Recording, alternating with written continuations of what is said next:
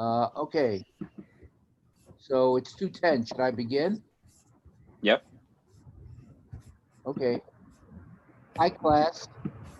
Uh, this is Michael Knock with Professor Van Bibber and Mansuk. And Austin, are you on? Hi, Michael. Yeah, I'm on. Great, okay. So we produced a crisis simulation exercise for you to consider that will be conducted on April 15th, which is 2 weeks from today. Uh, and it's posted on B courses. This is a scenario which is there. Should I read it or is it not necessary? I'll read it quickly. It's July 2020, just a few months from now, in the future. Back in early January 2020, North Korean President Kim Jong-un stated he would possibly change his policies on the moratorium of North Korean nuclear weapons and ballistic missile testing unless the U.S. dropped its policy of economic sanctions against North Korea, as well as the U.S. demand that the DPRK give up completely its nuclear weapons program. No progress has transpired in the interim as the world has been gripped by the coronavirus pandemic, enormous strains on the U.S. and world economy, and the mounting death toll that has reached 200,000 in the United States alone. Can everybody hear me? Yes. We can hear you. Okay. On July 3rd, 2020, in this future scenario, the DPRK detonated a thermonuclear device at an underground test facility, as well as a long-range ballistic missile into the Pacific Ocean over Japanese territory, signifying its continued commitment to its nuclear weapons and ballistic missile programs. President Trump has been determined that a new approach is now required. Instead of continued US DPRK bilateral negotiations, he's called for a multilateral US China DPRK South Korea summit meeting to determine how to move forward. A simulation of the summit negotiation will be held Wednesday, April 15th, 2 weeks from now, from 2:10 to 3:30 during class time. The goal of the negotiation, primary goal of the multilateral negotiations among these four countries remains to denuclearize North Korea in exchange for particular security and economic rewards. Either a small or big deal or no deal is possible. Try to understand each side's position to reach a realistic deal, what each side wants to gain and can give up without any serious consequences to its security, economy, and domestic politics. So the sequence of the negotiation is the four heads of delegations, which will be described in a minute, will determine the procedures who speaks first. Each team presents for 15 minutes its primary negotiation goal and strategy, considerations in developing the primary goal and strategy, which includes each team's expectations about other goals and strategies, an assessment of one's assets, and alternative goals if the primary goal is unlikely to be achieved. So each team, 15-minute presentation, that's 1 hour. Each team answers questions, if any, for 5 minutes, and then there's open debate for 10 minutes. The teams are encouraged to exchange ideas with their counterparts before April 15th. If you have ambiguities, contact us and we'll be happy to clarify them. Each team will virtually meet in an online classroom Zoom to prepare for the simulation. The negotiation teams have been assigned as follows. The U.S. team, the president is Ms. Albasados, Secretary of State, Mr. Roca, Secretary of Defense, Christensen, National Security Advisor, Dong, Chief of Staff, Elder, Director of National Intelligence, Hareshu, and Chairman of the Joint Chiefs, Hicks. For China, the president is Knecht, Foreign Minister Larson, Defense Minister Lee, National Security Advisor Murray, Chief of Staff Nandwani, Director of National Intelligence Neddy, and Chairman of the PLA Ang. For the DPRK, the President is Parks, Foreign Minister Pearson, Defense Minister Reddetti, National Security Advisor Robert, Chief of Staff Scalfani, Director of National Intelligence Ciaraferus, and Chairman of the DPRK Armed Forces Simmons. And finally, the Republic of Korea, South Korea, President of the Republic is Thati, Foreign Minister Vergari, Defense Minister Vo, National Security Advisor Wallace, Director of National Intelligence Waller, Chairman of the Republic of Korea's Armed Forces Williams. So those are the teams. Any questions about all of this? Any questions from the students? So each team should get together, led by the president. The president should reach out to your team members, coordinate, develop a strategy. Remember, thinking the problem through from your country perspective, from South Korea, DPRK, China, or the US, from your individual perspectives. Get good impact. Have some of your colleagues do some research on the issues from their perspective, from diplomatic, defense, economic, intelligence, strategic considerations. And then we'll have the meeting on the 15th, 2 weeks from today at this hour. Try to speak loudly, clearly, and slowly when you speak. And we hope everybody has a chance to participate. So that's the crisis simulation. I know you got a lot to do. It's a crazy time. Sorry to add this to your burdens, but it is a course requirement. Again, we've lightened up on the rigor of the grading system. You always have the opportunity to grade pass, fail, or satisfactory, unsatisfactory if you wish to, if you want to avoid a letter grade, but right now the letter grades all look good, with virtually everyone B+ or higher. Any questions about the crisis simulation? Professor Nocht, I have two questions actually. First question is for foreign ministers. What role should they play within the negotiations? Should they, because when you're looking at it from a diplomatic angle, I know I'm supposed to be part of the DPRK, and so historically they've been very diplomatically isolated. So should the team, the DPRK team, be looking at trying to reach out to the Chinese team initially, potentially before the simulation, since they are allies? Right, that's plausible. That would be up to you, but that's a very plausible consideration on the DPRK's part. You got to do what you think is right, given your knowledge of the country you're dealing with. And then the second question is, will we be providing any written materials after the simulation, or is it just what we bring to the table on that day? Well, we've talked about it, but we decided that's an added burden we didn't want to assign to you. I would suggest it might be, there might be a question on the final that relates to the simulation. So yeah, normally what we do is we ask for your talking points and your perspectives from your own role, but we're not going to require that. It's one of the requirements we've relaxed in the class. Is my response clear? Yes, Professor. I actually, on that note, you mentioned the final, on the syllabus. I'm sorry. There isn't any final. You're right. Okay. Yeah, I just wanted to make sure. Sorry, that's right. My apologies. I'm thinking of a different class. No, you're absolutely right. There's no final. So yeah, you might want to prepare it, but it's not going to be, it's not in any way a requirement. Okay. Any other questions? Mansuk, has Sheryl joined us yet? Yeah, Sheryl joined us, and now she's waiting for her presentation. All right, Professor Van Bibber, anything you wish to add? No, that is fine. I have been contemplating the possibility of giving a third problem set that would be very straightforward and only maybe solidify concepts that we're familiar with up to the time of the midterm, and maybe one or two additional concepts. It won't be too arduous, but if I do so, it will be in the coming week. Okay, great. Okay, I'd like to take a moment now to introduce our special guest speaker, Sheryl Hingorani. Sheryl, welcome to Berkeley virtually. Thank you very much. Can you hear me? Yes, hi, nice to see you.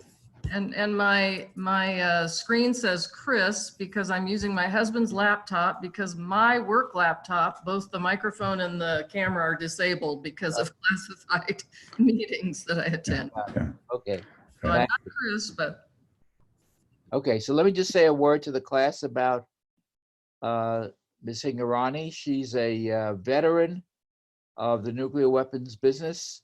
She's a Nebraskan. She spent more than 30 years, even though she looks like a child, spent more than 30 years at Sandia National Labs based in Albuquerque, and the last 5+ years based in Sandia Livermore. She worked in a variety of programs on nuclear weapons, rising up through the ranks to be one of the leaders of the labs on its role in nuclear weapons technology and development. She's an engineer by training, mechanical engineer. And then at Sandia, she took on the leadership of the Systems Analysis and Engineering Group, which she led beautifully for several years. Lots of innovative work in nuclear weapons, cyber, homeland security, and other things. And quite recently, she retired after 30+ years at Sandia, and she took a leadership position as assistant to the director of Lawrence Livermore National Lab, Bill Goldstein, where she must have all kinds of interesting tales to tell us offline, probably. So, we couldn't ask for a better expert on concepts of central deterrence than Sheryl Hingorani, and we're delighted to have you here. Thank you very much for coming, Sheryl. thank you. I am very happy to be here and I need a little bit of help with the technology. We practiced this yesterday, but I'm going to share my screen. And let's see if that ends up working.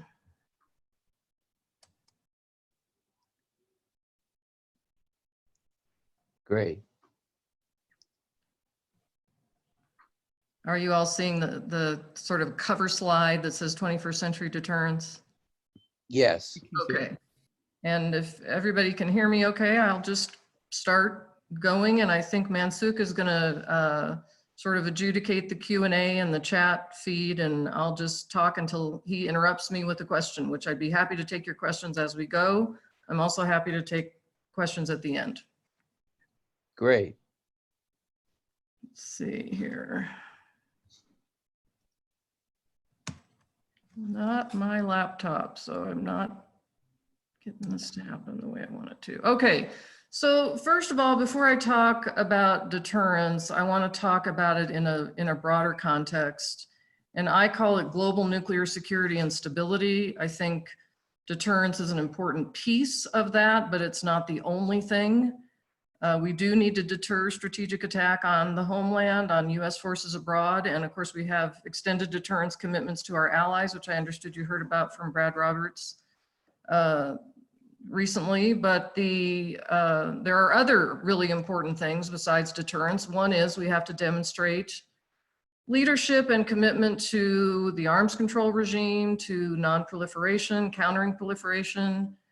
I mean, I think you all are very aware, given the field that you've chosen to study in, that the arms control regime is in some trouble right now. We've had some negative steps, some steps backward in terms of the Missile Defense Treaty, the INF Treaty. More recently, we've got the New START Treaty, either expiration or extension that's coming up, and there are others. But that's an important part of global nuclear security and stability. We also need to prevent unauthorized use of nuclear weapons and accidental nuclear detonations. And there's a huge amount of effort, and I'll talk about this later, that goes on at the nuclear security laboratories associated with safety and security of our nuclear force. But that's also very important for global nuclear security and stability. And then if the worst case happens and deterrence fails, we have to be able to prevail in a military conflict and restore deterrence. And so across all of this space, there's a lot of There's importance on policies in these areas. There's importance on technologies in all of these areas. And honestly, the people. I think the workforce, the people, the dedicated sort of nuclear security experts across all of this space is extremely important. So I always like to show this because often people talk about, and we have talked for quite a long time about a nuclear weapons free world. This is from the Arms Control Association, and I can't, confirm or deny any of the numbers or even which countries are indicated here as having nuclear weapons. But I do think it's important to recognize that the United States would not go to zero unless there was an international order and a global effort to go to a nuclear weapons-free world. We can talk about this a little bit later. I'll talk about the modernization programs that are underway for the US stockpile. But even though we talk about having a vision of a world free of nuclear weapons, and we do have more recently the ban movement on nuclear weapons, which Brad might have mentioned to you, this is the reality. This is the global reality that we're faced with here. So if we just zero in on US nuclear weapon quantities, and let's see, unfortunately, this is a little bit out of date, and I was hoping to put the more recent chart in here before the briefing, but what you can see in the larger of the three charts is that we had this very intense Cold War experience where we were in an arms race. We maxed out at over 30,000 nuclear weapons. It's actually really hard to believe. And then for decades, that number has been coming down. We are under 5,000. I think we're under 4,000 now. And the New START treaty limits, which are just on strategic nuclear weapons and just those that are deployed, which is not our entire stockpile, that New START treaty limit is 1,550. So that's where we're headed in terms of the deployed strategic stockpile from over 30,000. The chart in the upper right is the same chart, but superimposed on it, that red line is the average age of the nuclear warheads in the US nuclear weapons stockpile. And what you can see is that starting in, approximately the early 90s, that red line has just been going up year over year by 1 year because we weren't producing any nuclear weapons, we weren't doing anything to the stockpile, and so every year the average age of the stockpile got a year older.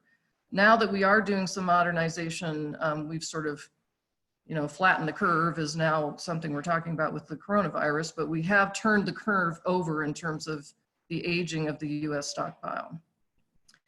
And then in the lower right, what you'll see is little icons of US nuclear warheads in the year that they were deployed into the stockpile. So this is not just quantities, but actually types of nuclear weapons, individual nuclear weapon designs. And the red ones are those that are no longer in the stockpile. So much of what we put into the arsenal in the 40s, 50s, 60s, 70s, 80s has come out. In yellow are weapons that are scheduled, I believe, to come out of the stockpile, and in green are the systems that we're going to keep in the stockpile over, over the decades to come. I'll keep going and just assume that somebody will interrupt me if there's a question. Okay, so this is one way to think about it from, I started at Sandia in 1986, so in this first era or this Cold War era, the arms race had, turned over quite a bit, but we still were doing parallel development and deployment, as you saw in that chart, of multiple nuclear weapons types.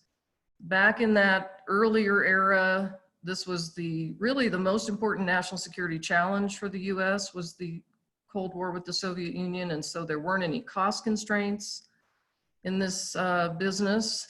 And we were really trying to maximize explosive output, or we call it yield, from a nuclear weapon relative to size and weight and volume constraints because we were trying to get range. We wanted to be able to fly the missiles further or fly the planes further, the delivery platforms.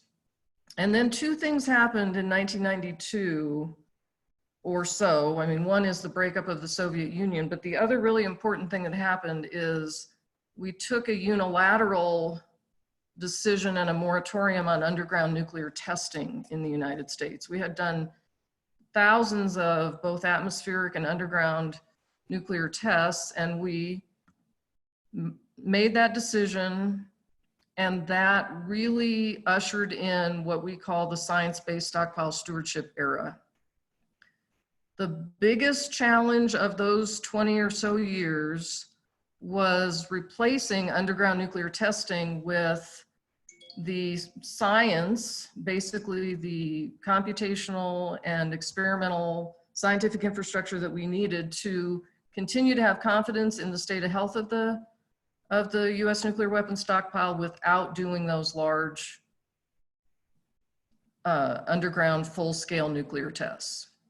So there were big investments made, and that was our mission, and the requirements for the stockpile during those 20 years or so was very unclear. We didn't know if there would be a resurgent Russia. We didn't know if China would be a peer competitor. We didn't know if other nations would become nuclear powers and challenge the US.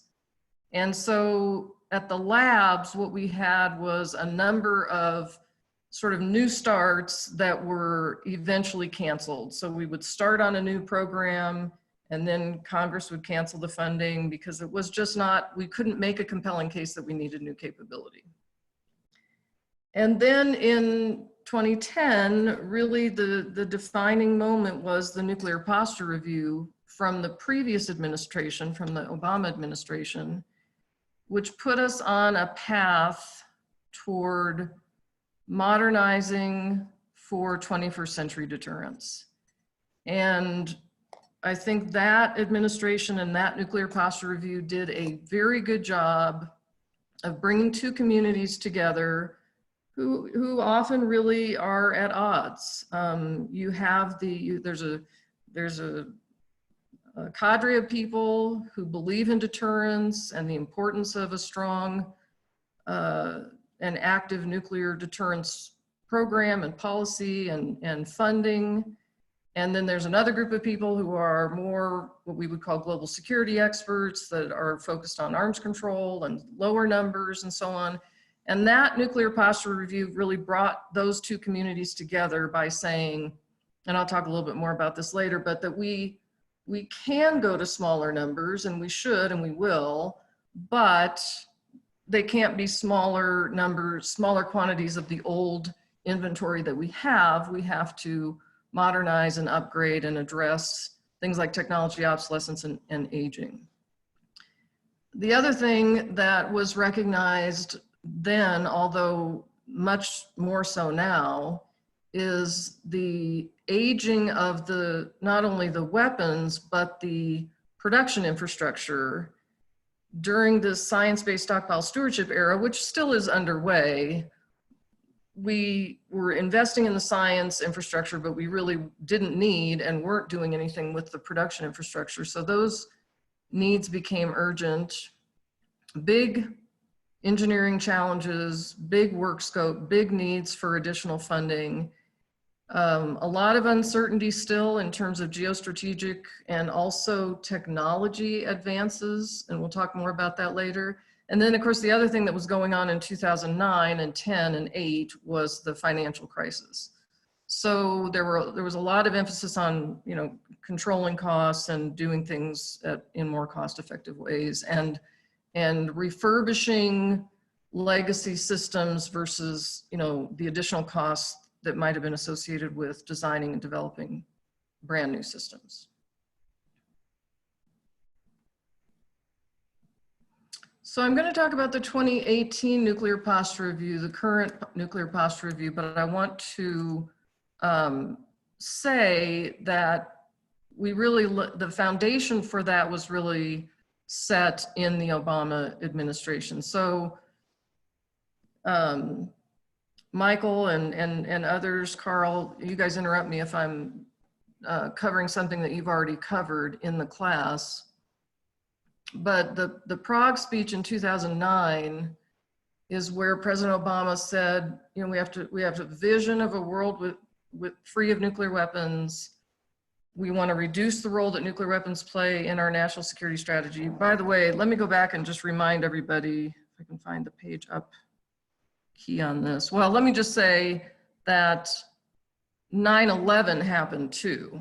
And, you know, in that era from 1992 to 2010-ish, we did have another big thing happen, which was the 9/11 attack. And I'll say more about that later, but that also got us to be more concerned about terrorism than we had been previously. So in the Prague speech, where Obama talked about reducing the role that nuclear weapons play in our national security strategy, that was reflected then in 2010 in the Nuclear Posture Review. But basically what that 2010 NPR said is the threat of global nuclear war has become remote.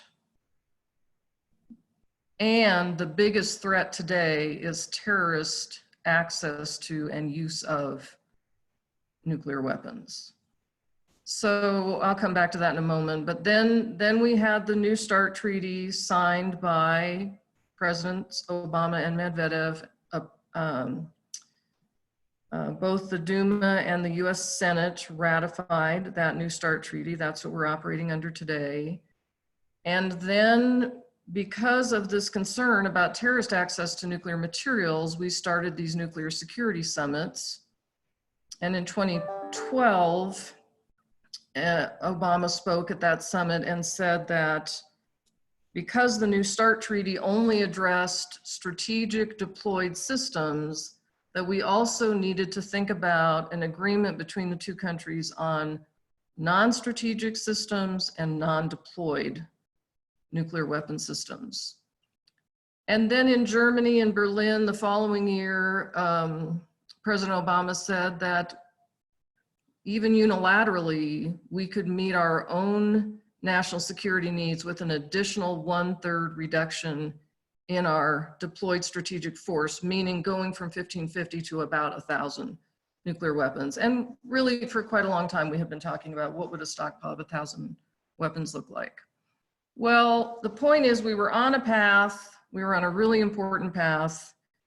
And then when Crimea annexation happened, the relationships between the US and Russia deteriorated further, I would say. And a lot of this got put on the back burner. There were lab-to-lab programs, there were mill-to-mill programs, there were a lot of programs between US and Russia that were canceled.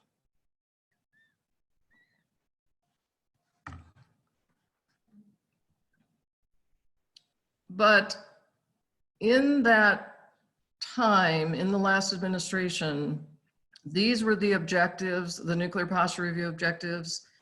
And I'm not going to read those to you, but I will just say you can see that preventing nuclear proliferation and terrorism was the top priority. They weren't necessarily in priority order, but if their order inferred priority, that was the top priority. And sustaining a safe, secure, and effective nuclear arsenal was also important, but lower down on the priority list. And you can see there that strategic deterrence and extended regional deterrence were also included. So when the new administration came in, of course, things were very different. There's a very strong statement in the national security strategy, the defense strategy, the Nuclear Posture Review that great power competition or strategic competition with peer adversaries or competitors is the number one national security challenge for the United States of America, not terrorism. Some people talk about averted gaze. You know, perhaps after 9/11, we averted our gaze from what China and Russia were doing. Honestly, I hope we don't get so focused on strategic competition with Russia and China that we avert our gaze from the terrorism problem.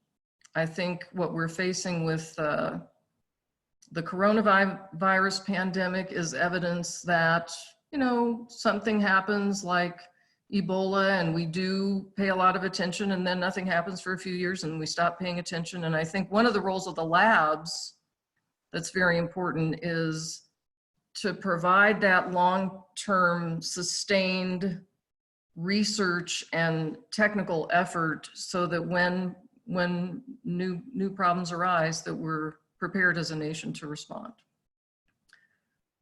Let's see. Well, I'll say quite a bit more about the current nuclear posture review, but I dropped in here an image of the stockpile stewardship and management plan. If, you know, all of these things are available online now. I mean, there are classified versions of a lot of these documents, but there's so much access that you all have now if you wanted to. The stockpile stewardship and management plan, unfortunately, is many hundreds of pages long, so you won't want to look through it in detail, but that and also the Nuclear Matters Handbook, which is posted on the Pentagon or the Department of Defense website, really has a lot of detail and a lot of history. I went back and looked through just to remind myself of kind of what was out there if you wanted to follow up and were interested in more detail. Well, anyway, so when President Trump took office, he signed an executive order saying that he wanted a nuclear posture review done.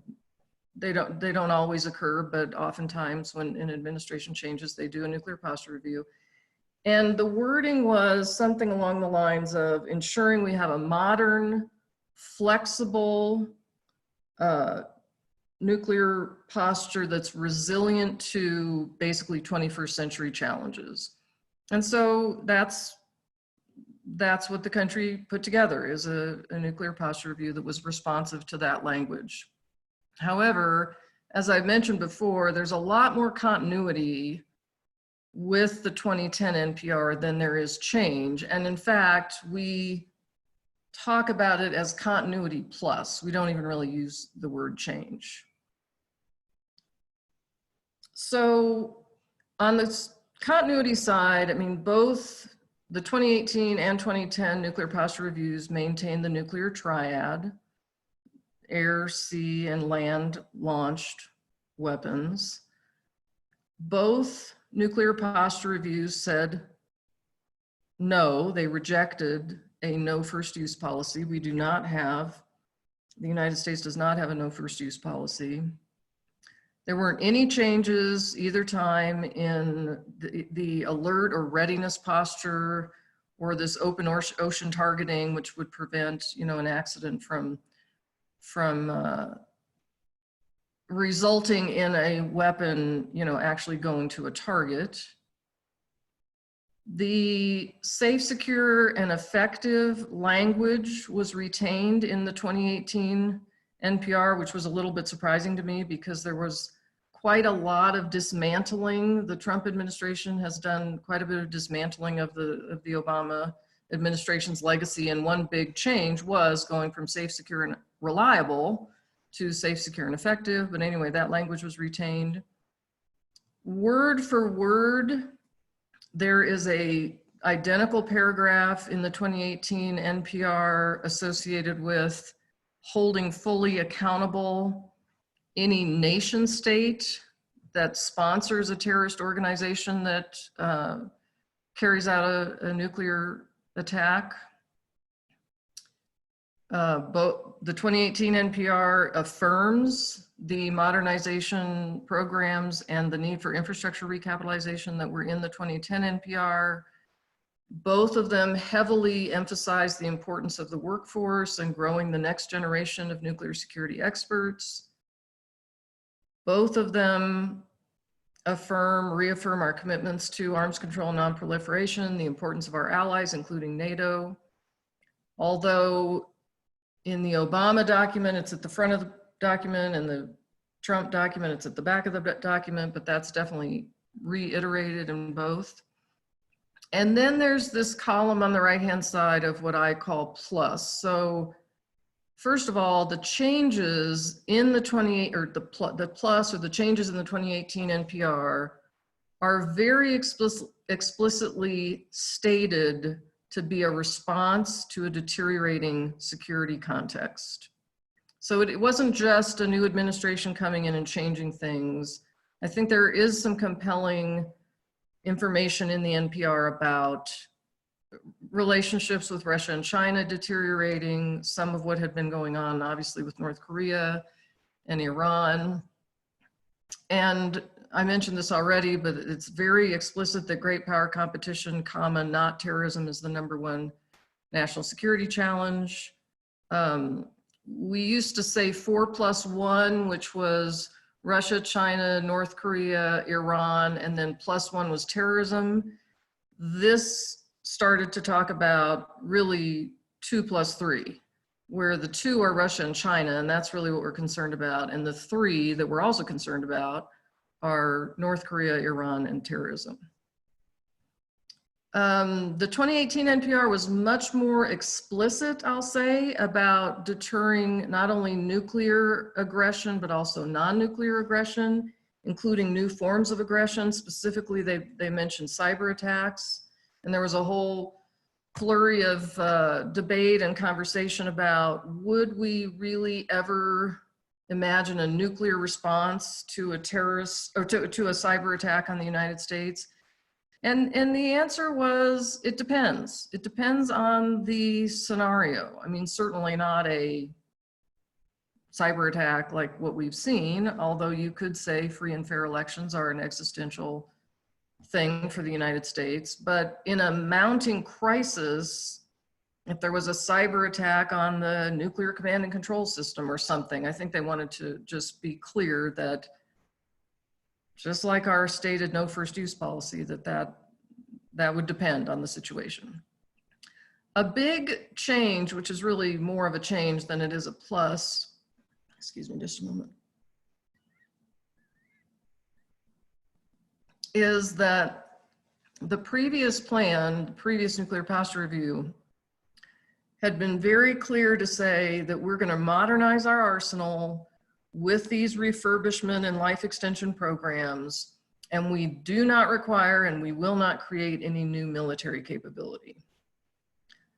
This nuclear posture review, the current one, says, well, that's a very outdated premise because technology is advancing so quickly, geopolitics are so uncertain, and so this nuclear posture review does allow for, and even calls for, in some cases, new military capability.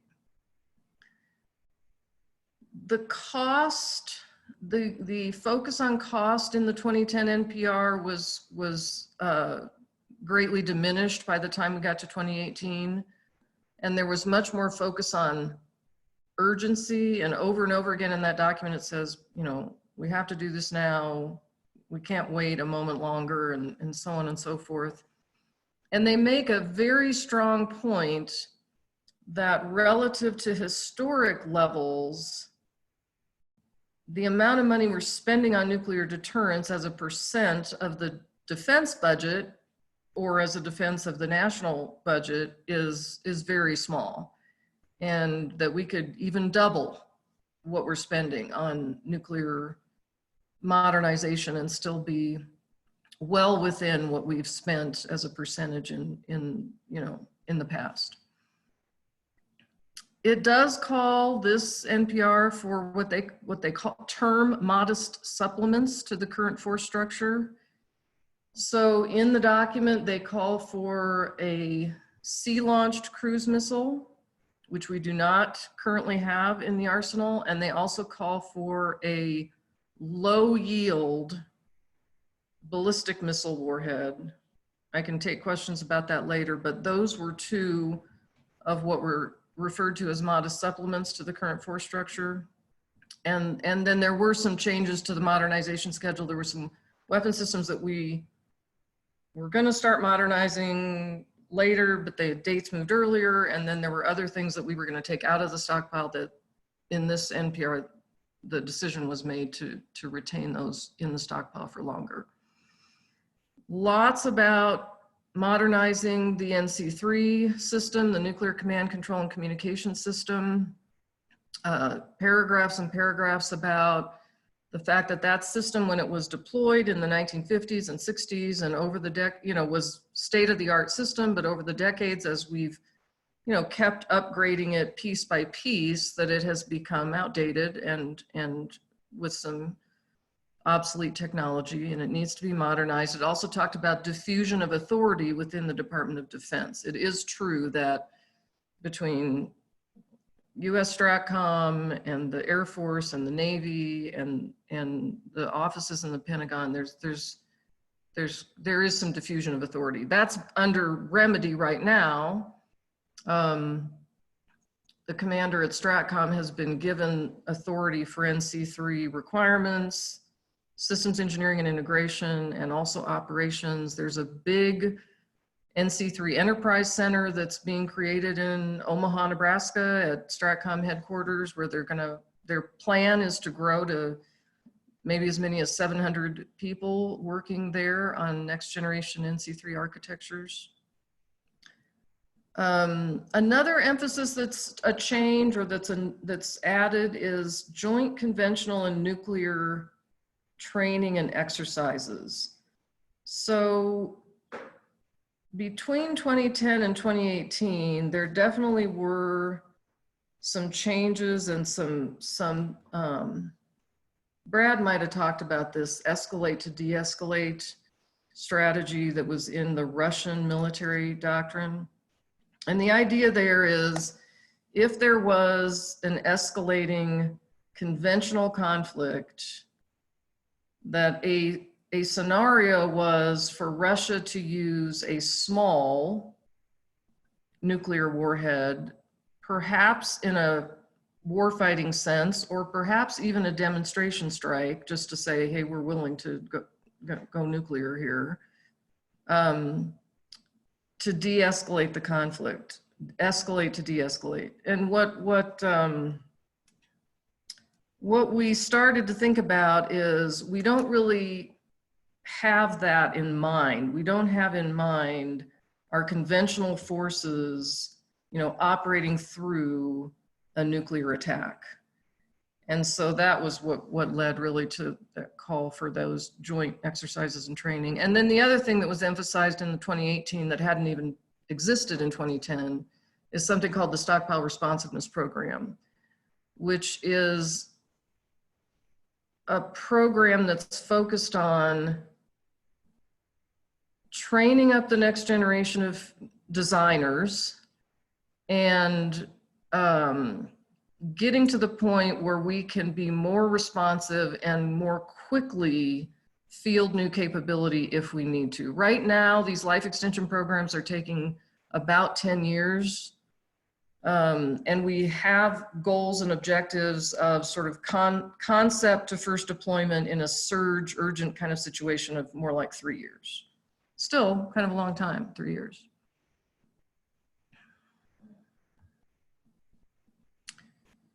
So because I work at an NNSA lab and because I have for a very long time, the NNSA schedule is important to me. I don't know how it lands on the people in the class, but this is a lot of work. This is unlike, if you looked at those years in between 92 and 2000 and even 12, 15, we were doing little, if anything, in terms of, actual engineering and design work on the stockpile. So we've got a lot of systems that we're modernizing through life extension programs that'll get deployed into the US stockpile. I will point out that toward the bottom of that chart, and I hope y'all can see these slides well enough to read them, but toward the bottom of the chart, we have placeholders for something we call the next Navy warhead and the future strategic missile warhead, just knowing that as these weapons age out, we'll need to continue to upgrade and modernize them. And then in the lower left, you can see that small 2-year study that says Sea Launch Cruise Missile Department of Defense study. So I just want to make the point that I think Michael Nacht, you had specifically asked me perhaps to be prepared to address that, but this is very early thinking. We have had sea launched cruise missiles in the past in the inventory. We don't have it now. We are in the midst of a study to determine whether or not we need one, and we call it an analysis of alternatives. So what are the requirements and what are the alternatives for meeting those requirements? Okay, now I'm going to go to a kind of a different topic. So I'd like to just pause here and ask if there are any questions on what I've presented so far. I'm going to move to a slightly different topic. Okay, this is a nice timing. Actually, we have one question. James? James, ask your question. Can you hear me now? Yep. Okay. Do you think that any of the timelines from this slide or the timelines you were mentioning during the 2018 NPR review slide, do you think any of that will be impacted by the fact that our economy has taken a major hit as a response to the coronavirus? Well, it's possible. I would say unlikely. And the only reason I say that is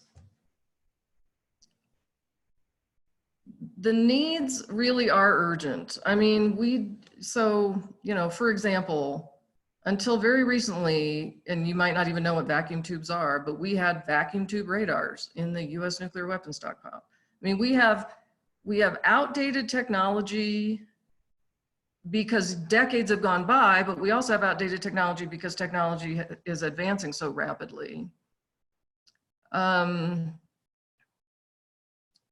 think the issue probably will not be the allocation of funding to these programs, but the issue might be, can we actually execute against these schedules with that funding? And I think the fact that the unemployment rate is going to go up, I think we just don't know. It's too early, and I'm sorry that I'm not giving you a clear answer. I think there's clear priority on nuclear deterrence and on the needs in the stockpile and the needs in the infrastructure that support this. I think the question is, you know, how will maybe the secondary and tertiary effects to the supply chain and to the workforce, how might some of those things affect our ability to execute? Great, that helped a lot. Thank you so much. Okay. Hi, Sheryl, this is Carl. And this may be a good time to ask this question, but I think I know where you may be going in the next part of the talk. Some things that have never been quite clear to me. You know, and of course, I was at the lab during the days of the robust, reliable warhead that was turned on by Congress. And then, of course, Congress's stricture on no new designs. And there are a couple of things that always seem to be very opaque to me and sort of like a broad gray line. One is, where does one morph from being a modernization or a life extension to something that's definably has crossed a line into being a new design? And the other, which gets obviously conflated with this, is, not being a constitutional scholar, what are the limits of the presidential executive authority? What can the president do with respect to this modernization schedule and new capabilities that he can do simply by executive fiat? And where does Congress have the prerogative to step in and to say no? Is it simply that you stay within a budget envelope and then you can do what you want? Or you must have parsed these issues over your many years at Sandia. Right. So a couple of things. I mean, mostly the lever that Congress seems to have is refusing to fund something. So, you know, there's a budget cycle, which includes a president's budget request, which is really the administrative branch of the government and their budget request. And then the House does a markup and the Senate does a markup, and then they conference, and then we go into a continuing resolution, and eventually they pass a budget. Many times the administration will put something in the budget that Congress will refuse to fund. I'm talking about in nuclear weapons space. Other times the administration will zero something out and Congress will restore the funding. So there's a huge element of this that is purely in budget space. There is another element though, where Congress can write into like the National Defense Authorization Act or even these budget bills, very strong terminology about, for example, there's something called the plywood language, which now I don't have it right on the top of my mind, but precision low yield nuclear weapons were prohibited by congressional language. And in terms of new designs, there was congressional language. You were asking about where's the boundary, where does something become a new design? Very specific language from Congress about, and I won't remember the details, but it was something about if the nuclear explosive package components had been in the, if that same design had been in the stockpile prior to a certain year, or if it had had an underground nuclear test. So anyway, there's a lot of different angles on this. I think what we're trying to do now is make sure the nation has a strong nuclear deterrent force. And this is all about, preventing war through deterrence. And make sure that we have the workforce and the infrastructure to make that true for the long term. And I personally think that even if we don't need any new military capability in the arsenal, we still probably want our designers to be working on design variants or excursions from our basic design that we use today, so that in the future those options are available. I mean, I just think, optionality and resilience for the future are really the most important things. Excellent. Thank you. Wonderful answer. You're welcome. Any other questions? No more questions. Okay, so let me move on to another thing that I think is very important to talk about.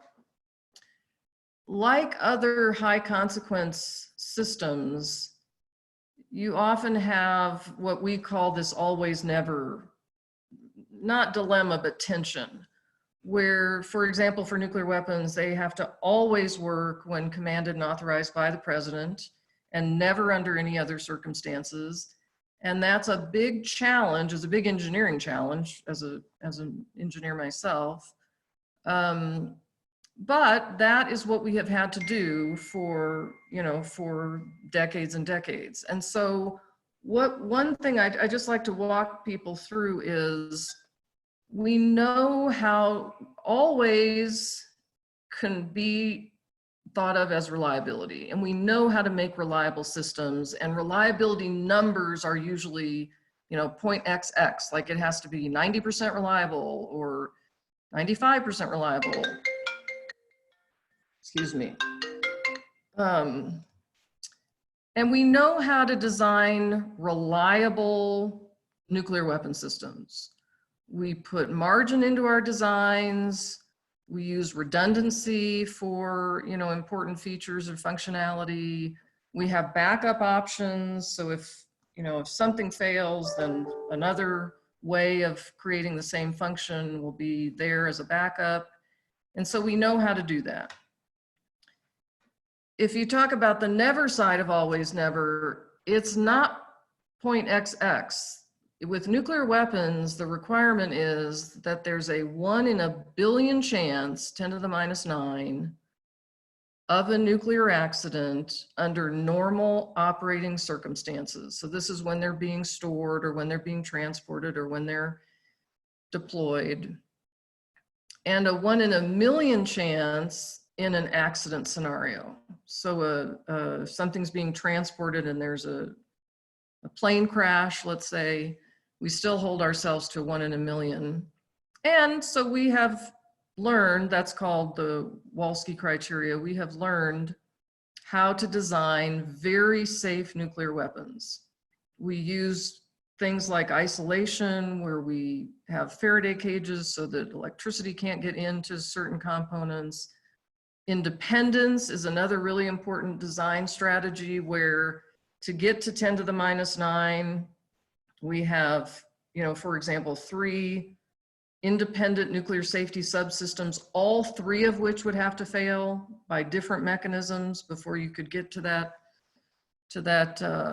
unintended nuclear detonation. We use first principles, like the melting point of a material, where we design something to be made out of a material that we know will melt in a let's say an airplane crash that results in a fire, in a fuel fire. And so we spend, a huge amount of what happens at the NNSA labs is focused on making sure that nuclear weapons are safe and also secure. So the never mantra has a safety side to it, which is sort of nature is your adversary. But then there's also never if your adversary is, let's just say, a terrorist organization or a rogue state, perhaps. And we do secure our weapons with, guns and guards and gates. Of course, they're not stored where terrorists could get to them, but we also use engineered controls like sensors and those kinds of things in certain cases.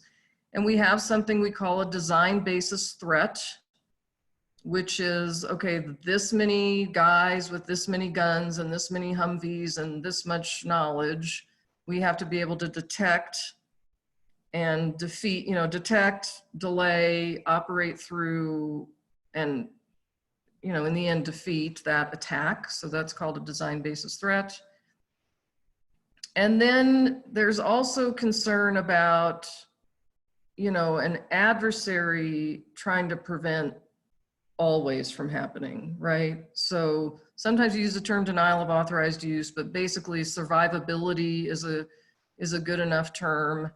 And you could talk about sort of offense, defense, missile defense could prevent, in theory at least, a successful always authorized use of nuclear weapons. There also might be cross-domain strategies in areas like cyber or supply chain, where adversaries could try to prevent the always part. And the always part is important because of deterrence, right? For deterrence to be effective, I have to be able to have confidence that I can take a target out. And if, in some limit, every meaningful target is heavily defended or hard to hold at risk because it's deep underground, there are things like that we always have to worry about in terms of, effective deterrence. So let me close by saying a couple of things. The labs are really places where mostly we have technology and technical experts. We have a lot of scientists and engineers. We do basic research all the way to, applied research, all the way to designing and fielding national security products for the US. And from time to time, we're called on to kind of work at the intersection between technology and policy. And 2 examples that I just wanted to provide are in the 2013-2014 timeframe, when people started to think about, I think it was after Crimea annexation, and people started to think about, what is 21st century deterrence really? The labs were asked to pull together a study on that. For the last nuclear posture review, the 2018 NPR, the labs came together and wrote some background papers. The labs don't lobby, and we don't really take positions or advocate things, but we wrote papers that said, in this area, here are your options. One is keep doing what you've been doing. One is do a little bit more, do a little bit less. And here are the pros and cons of those things. But we really are viewed as independent, objective advisors to the government. And I think that's an important role. And I've thought about, you know, if the labs didn't exist today, would we create them? And I think the answer is yes. I think the answer is there's the role of technology for human, or science and technology for humankind, or for good, for public good, is something that you're only going to really have at the labs. The private sector will do some of it, but mostly they're going to have that shareholder value and that private sector mentality about things. The government can do part of it, and academia can do part of it, but these national labs that are sort of independent entities, federally funded research and development centers, I really think are an important piece of the ecosystem here. I have some slides that talk about Lawrence Livermore National Laboratory that I'd be happy to show, or I'm happy to, you know, just stop here and answer more questions.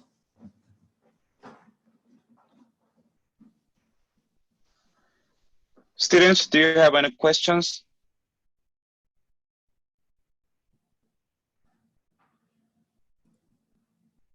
Carl or Michael, do you have any additional? Can you hear me? Yes. I think it would be good, Cheryl, if you gave offered some of the slides on the lab. That would be very helpful. Okay. So let me just say, you know, my career at Sandia was, so I care about, I have daughters who are 23 and 25. I care about, you know, the next generation of folks and where they decide to work and how they decide to contribute. I care about, for the labs, the long-term, you know, health and vitality of the labs, which means we have to have a workforce and a work environment that can attract people. So I do like to talk about the labs to people like yourselves who are going to be making career decisions and so on. And my career at Sandia, because I've only worked at Lawrence Livermore National Laboratory since January 27th, not very long. And this coronavirus thing has made it even more challenging to be sort of working remotely and trying to get on my feet there. But my career at Sandia included, you know, starting as a component design engineer, a mechanical designer, and moving into more executive staff support and policy. I did energy policy analysis for a couple of years. Then I did do quite a bit of stockpile related work. And then I was the chief of staff for one of the higher people in the nuclear weapons program at Sandia. And Michael mentioned that I had our systems analysis and actually our advanced and exploratory engineering group. The point I'm making is the labs are large enough and have a diverse enough set of missions and programs and activities that you can really make a whole career out of it. I know that's not really the current thing to do, but it certainly is an option. So Lawrence Livermore, I love this. I just love this slide, because this is really the essence of the laboratory: team science, audacious ideas, and pushing the extremes. And I love this quote on the right, which is, you know, we didn't wait for the government or the military to ask us for things. I think to some extent that's changed, you know, just in terms of performance-based contracting, and we do have to be careful with taxpayer dollars. And it is true that back in the era when these labs were created, that nuclear deterrence was the #1 national security challenge. So they sort of said, here's a lot of money, just make sure this happens.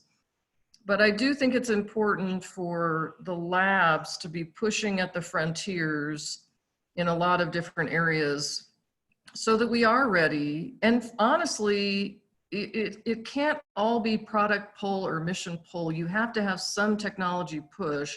And I would say you have to have a healthy tension between the two, because sometimes you don't even, as a product designer or as a military planner or as a government leader, you don't even know what's technically possible. And so that tech push has to kind of inform, you know, be input to informing your decisions going forward. This is the mission statement, strengthening national security through world-class science, technology, and engineering. We basically have 4 mission areas.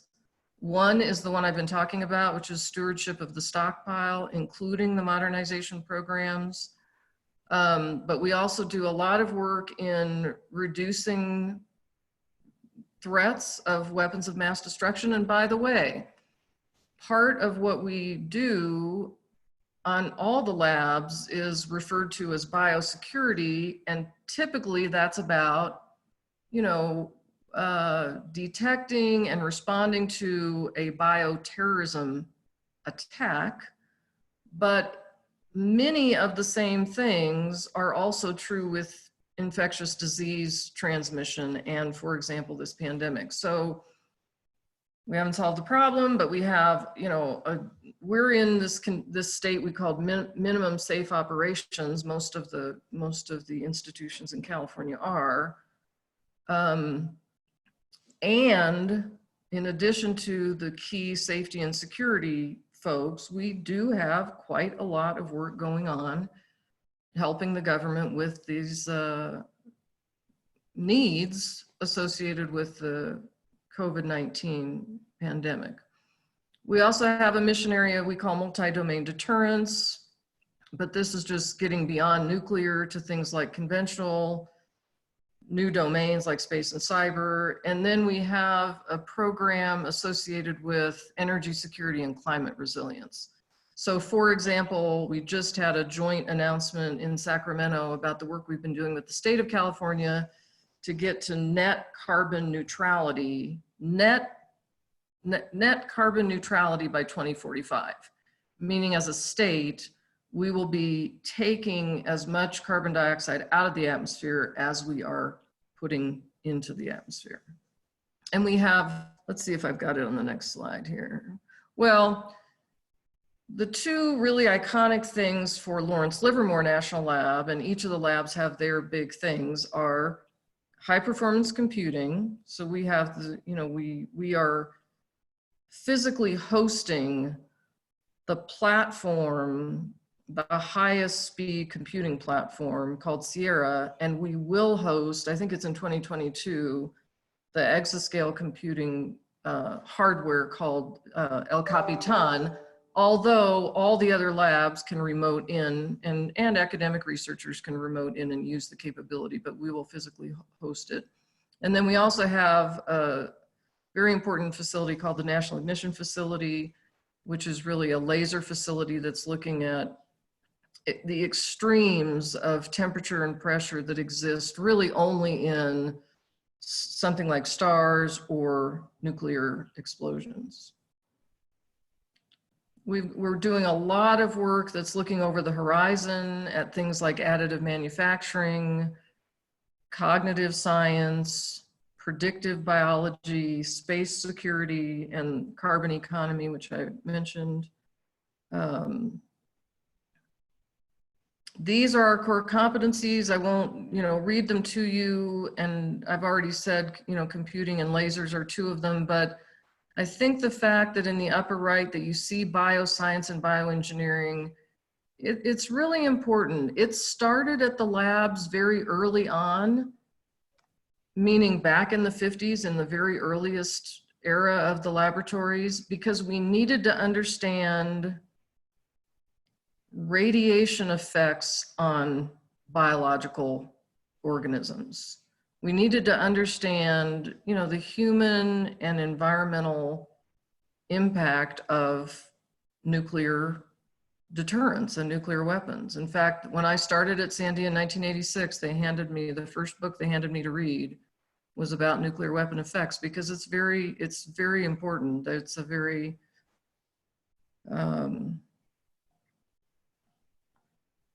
it's a very heavy thing that you have to hold, that the deterrence relies on really massive destructive capability.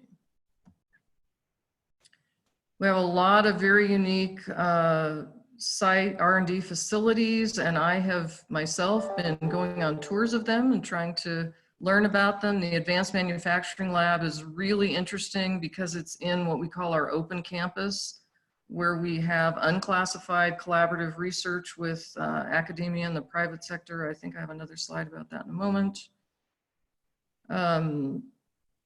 And this is just more. We have something called the National Atmospheric Release Advisory Center, where we have 24/7 operations looking at, you know, when needed. So for example, the Fukushima Daiichi nuclear accident, we were a big part of sort of trailing and simulating and predicting where the radiation was going.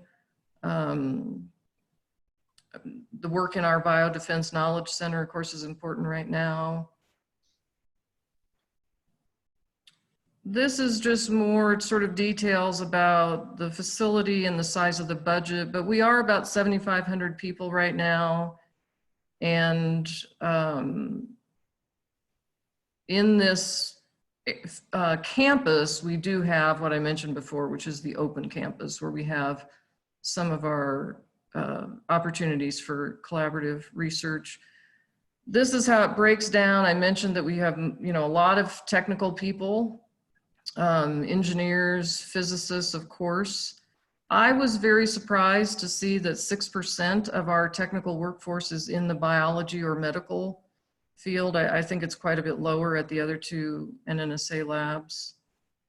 And then this just shows that, you know, more than half of our funding is associated with our nuclear weapons mission, but it's not 90% of our funding, but it is, we are a nuclear weapons, you know, science laboratory, but we have a lot of other missions, and we talk about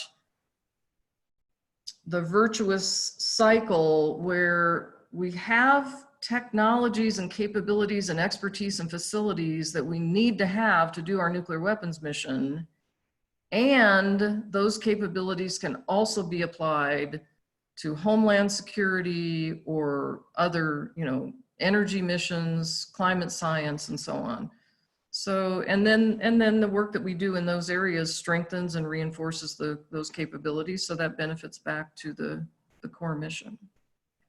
And then I just think this is important to say that there is really an ethos at the labs, of course, of being national servants, but we also have a presence locally in the community, and we have a number of things like our Science on Saturdays, which are now remote electronic learning, but you can see that full auditorium that are also very important to us. We are part of a larger system, so there are 17 Department of Energy national labs, and 3 are nuclear security labs or national security labs. And then I think this is my last slide to just say that, you know, this is a national enterprise, and we're part of it, and the collaboration across the enterprise is extremely important. So that's it. Science and technology on a mission. That's Lawrence Livermore National Lab. Thank you so much, Sheryl. That's terrific. I've worked there for 2 months, a little more than 2 months, I guess. Lots happened. Well, that's true. That's true. Sheryl, this is Carl again. I actually did want to take you up on your offer to talk about the low-yield submarine launched ballistic missile. We had Linton Brooks give the colloquium a couple of years ago after the Nuclear Posture Review came out, and he told us that he saw that in there, and he said that was the one thing that made me raise an eyebrow about that. And I think many of us were surprised how quickly this came to pass. Do you want to tell us anything about that you're able to? Well, yeah, of course, there's a lot of things I can't say, but I will say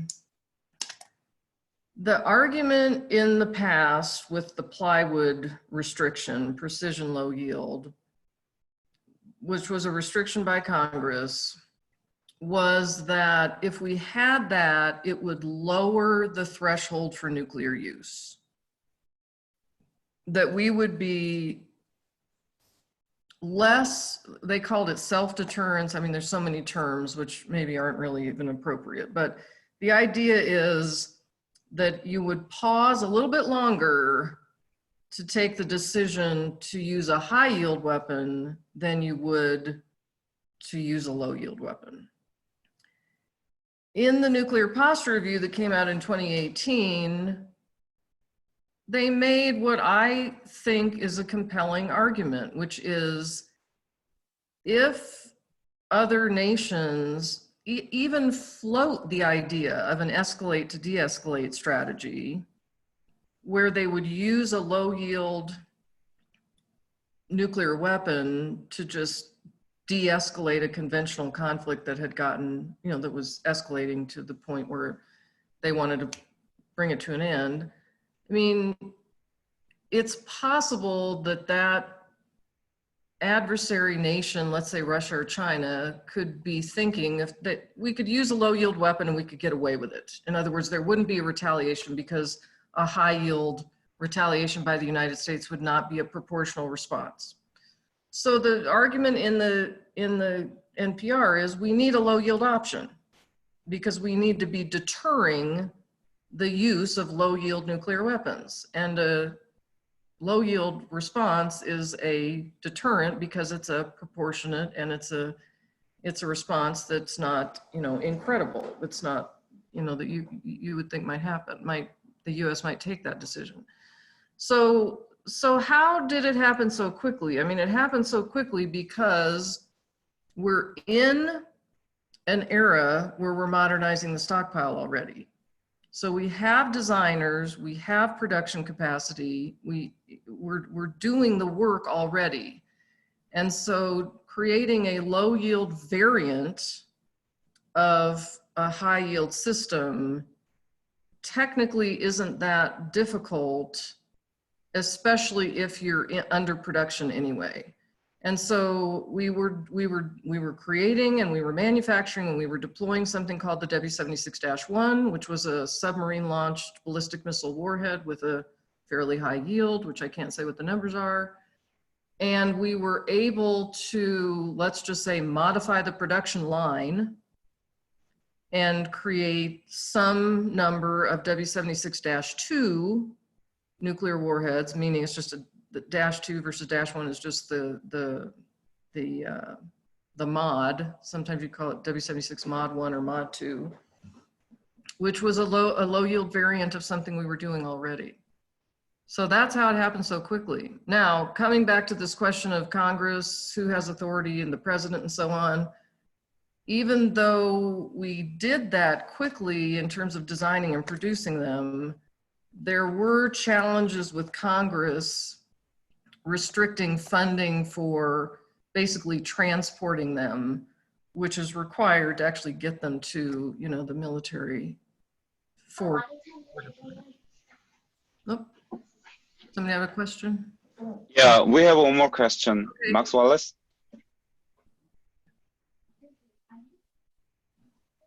Max, can you hear me?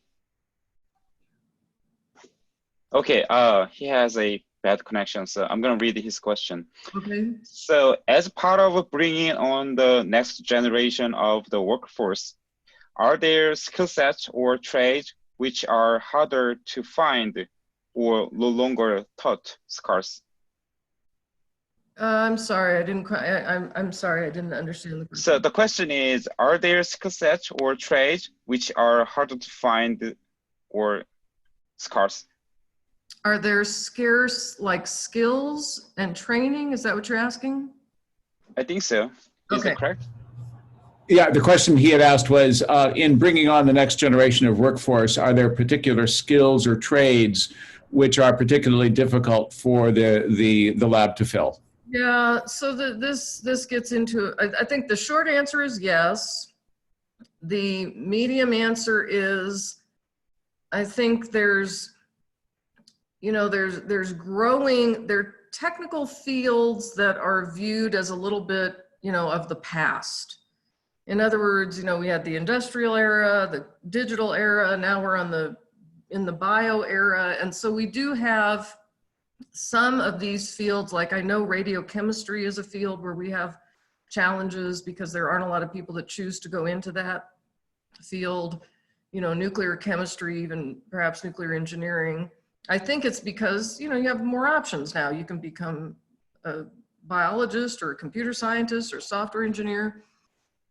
I think there's another big challenge associated with the classified nature of the work we do. So, you know, you have to be a US citizen, you have to get a clearance to work in some of these areas. And so there are some challenges associated with, I'll just say in different degree fields and at different degree levels, you have fewer and fewer US citizens, let's just say, in the top research universities. But yes, there are some fields that are, you know, extremely challenging, because they're not the considered kind of the cutting edge, latest, greatest thing, maybe compared to some other things like neuroscience is another example. But B, some of what Russia and China are doing are kind of catching up with the US in some key areas like lasers. So it's challenging in a lot of areas. I think the current administration's restriction on, well, you guys know this better than I do, some of the things that are happening that are sort of clamping down on collaborative research with China in particular. But the labs need people studying quantum computing. The labs need cutting edge computer scientists. The labs need cutting edge, you know, biology, predictive biology. And we need some of these more traditional historic fields that are important for nuclear weapons design and nuclear deterrence. Long answer, sorry. I don't know if it was a good answer either.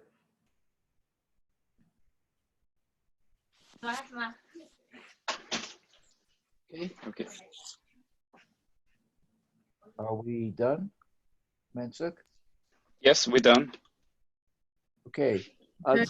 Michael, thank you so much, Sheryl. Thank you very much. Very appreciative. It was great, very informative. Thank you very, very much, Sheryl. Nice to see you again. Stay safe and stay well. Right. We'll Yeah. all try to do that. Yes, it's very unfortunate, but most of the labs are considering canceling their summer student intern programs. Sure. Really unfortunate. Understood. Maybe something will turn around. Let's hope so. Okay, Thank you. signing off. Thank you. Bye-bye. Bye. For students who are still there, this is Michael Knock again. Could I just say a word of coming attractions? So this completes our classes for this week. So next week, the week of the 6th of April, I'll do an overview session about Iran. We're shifting gears. Talk about the evolution of Iranian thinking and policy and U.S. rivalry with Iran. And then on the 8th, it's up to you guys, the students. We're going to present an update of the discussion of where your thinking is and work is on the project. And the following week after that, we're returning to have Scott Kemp again, who was a participant in the Iranian-US negotiations of the Iranian nuclear deal, which Trump has now removed. And that'll be on Monday, the 13th. And then on the 15th will be this crisis simulation that we discussed at the beginning of the class today. Okay, so those are coming attractions the next 2 weeks. Iran project, Iran negotiations, and crisis simulation. Any questions about where we're headed? Really appreciate all your efforts to hang in here with us during these crazy times of distance learning and many other things. We hope you stay safe. If you have any questions or comments, please sing out to Austin or Mansuk or Professor Bibber or myself. I'll be holding office hours again next Wednesday. Oh no, not next Wednesday, not the 8th. But in general, Wednesday's the 8th. I will hold office hours. Okay. Thank you. Any last words, Carl? No, I thought that was just fabulous. Cheryl is always really gives a very tremendous lecture for our class, and we were glad to have her back. Now, I think let me recycle back with Professor Kemp. I may have thrown him off base. He had asked if he was talking on the 6th, and I said yes. But since you want to give the background of Iran first, if he's free to do it on the 13th. It's okay. If the dates are the 6th or the 13th, I can do either one. Okay, very good. So whatever works for him is fine with me. Very good. Okay? Thanks very much. Bye-bye. All. Okay. Thank you. Bye-bye. Thank you.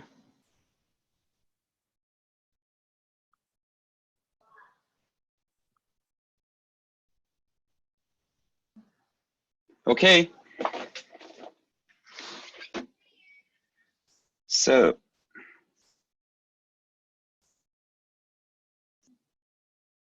okay, let's a little bit talk about the simulation negotiation simulation, whatever. So,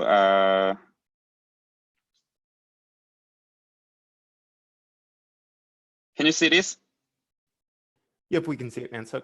Okay, so actually, this activity must be actually should be in person, activity and some simulation, but because of this situation, we're gonna have this online. So just imagine this: there are 4 teams, first team and second team. So I cannot see the chatting box. So if you have any questions, please, jump in my speaking and ask me the question. So there are 4 teams. One is US, China, North Korea, and South Korea. So they are negotiating over North Korea's denuclearization. And we need to figure out first, what's the goal and the strategy of your team's goal and your team's primary strategy to denuclearize North Korea. For North Korea, you need to figure out what's the goal and your strategy as you participate in the negotiation with the United States, China, and South Korea. So for instance, for the United States, goal might be, it's up to you, but in my guess, it might be denuclearize North Korea with the condition of CVID. And the strategy might be diplomatic engagement and sanctions, and pushing China to participate in genuinely, and push South Korea to behave along with the United States.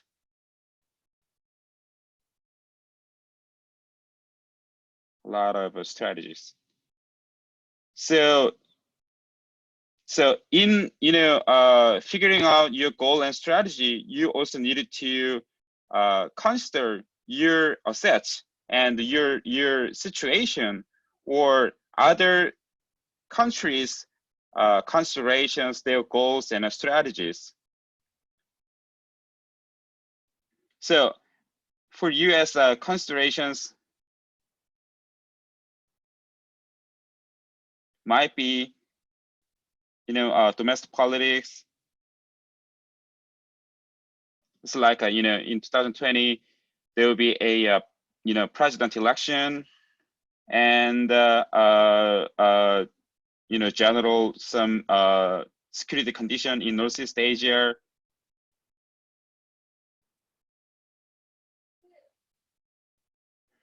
And another very important condition is China's cooperation in the business, because in 2017 and 18, North Korea smuggled some oil, coal, and other goods and materials with China. So China supported and gave some money and resources to North Korea to maintain the regime. So China's cooperation and South Korea's cooperation. So these are all considerations. So each team needs to figure out and distinguish what are goals and strategies and considerations yourself and other teams. Sorry. So you need to figure out what are alternative strategies and goals.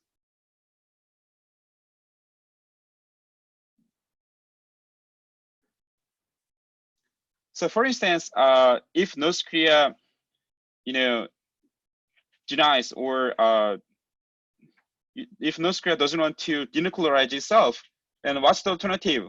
Might be one is, military attack, or induce regime change.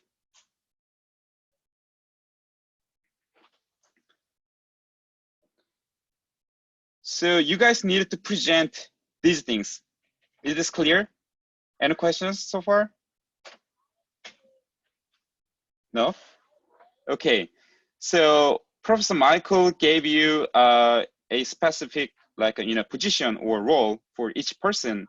So do not think too much about it. I mean, you guys work as a team. So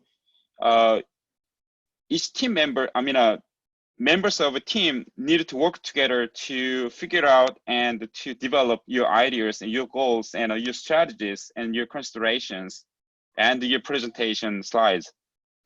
But he gives you specific roles and position because you may assume such a role of figuring out what are economic considerations in your team, or what are some strategic or military considerations and situations.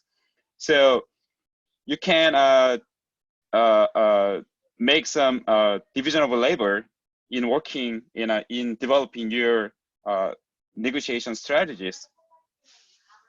And during the negotiation, for instance, if someone asks your team that what is your consideration of in developing your strategy is in terms of economics or with regard to some military situations, then Secretary of Defense or Secretary of Economics may answer to those questions. So this is the reason why Michael gave you specific role and position in this class activity. So it is clear. So any questions?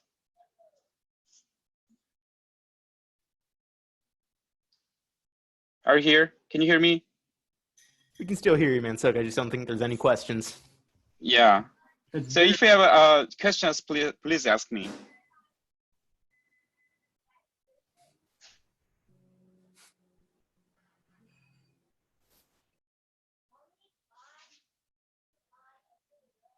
Will we need to prepare a presentation deck for the crisis simulation, or will it be all oral?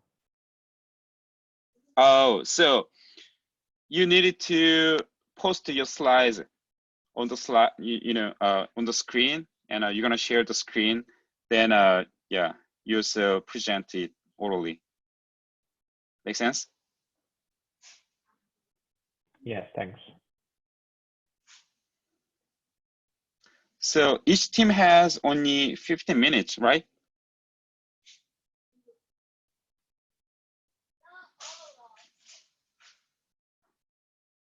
And a 5-minute Q&A. Then, yeah, 10-minute open discussion.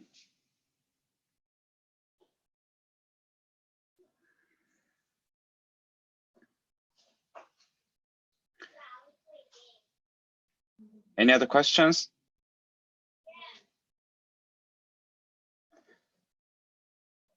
Okay, if you don't have any questions, I'm gonna finish my explanation. Austin, do you have any comments? I think you covered it all pretty well. Thanks, Mensup. Yeah. So if you have any questions, please ask me. And you know, I know your Zoom account is just you know, what is that? Students don't have a Zoom Pro account. So if you need a Zoom meeting room, and if you want to book some, you know, a room with a longer discussion time, please ask me or please ask to Austin. So we will book a room for you. You know, you can enter and use the room. Okay.